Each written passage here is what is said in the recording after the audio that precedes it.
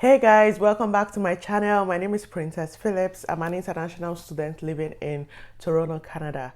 Today's video, we're going to be talking about how Canada served me major breakfast. Like that means why my first study permit got rejected. So I applied twice, one in April, which took 8 days, and I got rejected, I got refused. And then my second visa, I applied in July. So I have my rejection letter here, which I'm gonna also read to you, but then I also have my GCMS note. So it is very important when you get a refusal letter to try and get your GCMS note, because your GCMS note is where you would actually get the main, like the officer's real refusal note. Most times the rejection letter is just generic, while the GCMS note is a whole different and it has the real reason. Last, the GCMS note is the main cocoa, not that your rejection letter.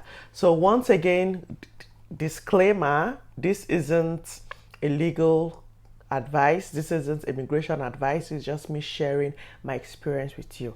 So let's just run with it. So the first one, I received my rejection letter May 18th, 2022, and I was refused based on two grounds. Sometimes it can be two, it can be three, it can be four. I've seen someone that had five before. So the first ground was, I am not satisfied you will leave Canada at the end of your stay as stipulated in subsection 216 bracket 1 of the IRPR based on the purpose of visit. The second one is, I am not satisfied you would leave Canada at the end of your stay as stipulated in subsection 216 bracket 1 of the IRPR based on your immigration status. So the two grounds I was rejected on was based on my purpose of visit and based on my immigration status. Fam, when I saw this rejection letter, I was like, I don't even understand what is happening, because purpose of visit, that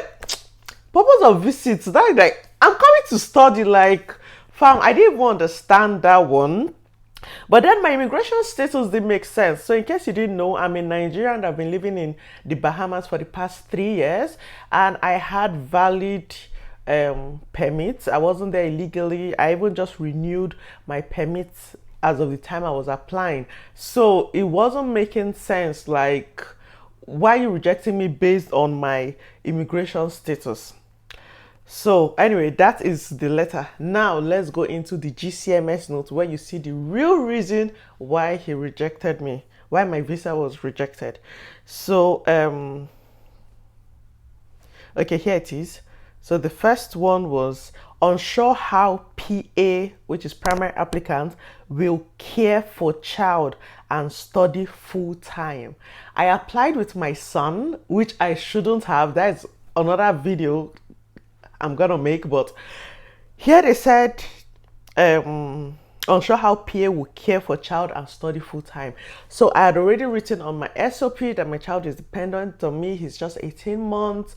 He's going to go to daycare, like all those things. So I just said it, but I said it like just generally, not specific. So anyway, that was one of the reasons. The second one was PA is on temporary status in country of residence, which is Bahamas. No guarantee she'll be allowed to return to country of residence. So when I saw that, I was like, fam, I'm not even understanding. Like, I have a valid permit. Like, what is this? Like, what does this mean? What does it? It wasn't making sense. Anyway, the third reason, the applicant's immigration status in their country of residence is temporary, which reduces their ties to that country. Again, weighing the factor in this application, I am not satisfied that the applicants will depart Canada at the end of the period authorized for their stay. For the reasons above, I have refused this application. So you see how the GCMS note and refusal letter, like, they are two different things. Like, they mentioned my son in the GCMS note, which they didn't mention in the refusal letter. They mentioned the real reason why they said that immigration status, not because I didn't have a valid permit to stay, but because they thought that I didn't have enough ties there. Okay, so let me tell you what I did. So this is the refusal letter. You can see how the refusal letter is different from the GCMS note, which is why it is very, very important. If you get a refusal letter from Canada, get your GCMS note, because your GCMS note is going to give you the real reason why your visa was rejected. Because the purpose of study they talked about in my refusal letter, they didn't talk about it in my GCMS note. My son they talked about in GCMS note, they didn't talk about it in refusal letter. If not that I even got my GCMS note, I wouldn't have known how to address my son's issue. So, and then now this is the part 2 of the video. I don't want to make a separate video because fam, I don't know when that will happen. So what I did to rectify, or what I did differently in my second application, is in my first application, when I wrote about Asha going to daycare, I didn't specify, like I didn't convince them that okay, I had done research about this. So I just wrote, oh, my son will be in full-time daycare. That's all. But in my second application, I wrote he will be in full-time daycare. I wrote the daycares I had waitlisted him in. I wrote who will be paying for his daycare. In as much as they know my husband was my sponsor, but fam, I wrote everything out. Like the daycare he was going, I listed like two who was paying for his daycare and the time he will be at daycare, like everything, convincing them that my son's schooling and my schooling would not, like my son's schooling will not hinder my own schooling as a full-time student. I also let them know that I also wrote that I school Monday to Friday, and my son also goes to daycare Monday to Friday full-time from 7 a.m. to 6 p.m. So everything, I wrote it there. So that was the thing I didn't write in the first application that I did differently in the second application. And then about my ties, my SOP was focused about my achievements in the Bahamas. So it was when I got this rejection, I realized that if you're in Nigeria, if you're a Nigerian living outside Nigeria, you have a higher chances of getting rejected.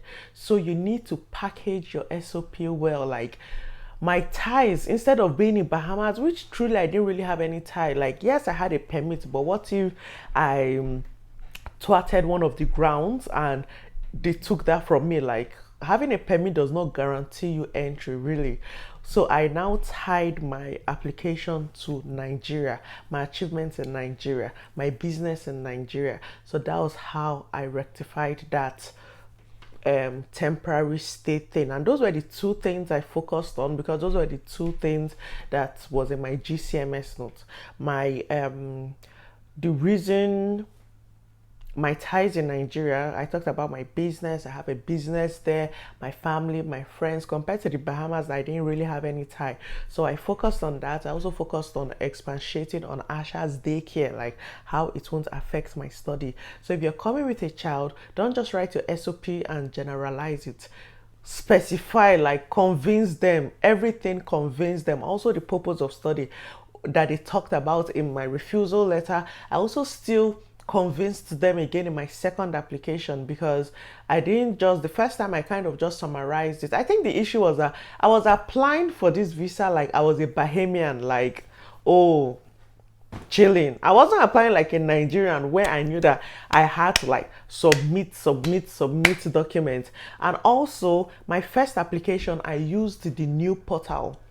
So with the new portal, you can only upload 2 MB worth of documents, instead of me using the old portal where I could upload up to 4 MB, which is more documents and more things to convince them. I was like, oh, I'm living in the Bahamas, oh, let me just put to what they asked for, because even my requirements that they needed was less than a Nigerian, which was it was so weird. And I was like, oh, I'm living in Bahamas now, let me apply like I'm a Bahamian kind of thing. But fam, that rejection, that refusal slapped me so hard that it just reset my brain. Like, fam, you're a Nigerian, apply like a Nigerian. So supporting documents, I emphasized on all my mistakes in the first one.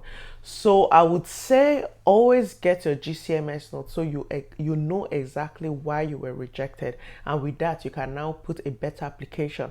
Imagine if I didn't get this GCMS note and I used only the refusal letter to apply again, I probably may not have gotten it because I would have just been answering just one of their questions, not like everything the officer really rejected me for. So anyway, I think that's it. I will keep on doing subsequent videos on the documents I submitted and all that. So just let me know what you want to know about my process, and I'll try and be putting out videos every week. So thank you so much for watching this video once again. Please like, share and subscribe to my channel, and I really hope this video answered one or two questions. And yes, drop your questions down below and I will try and be answering them as much as I can. Thank you. See you in the next video. Bye.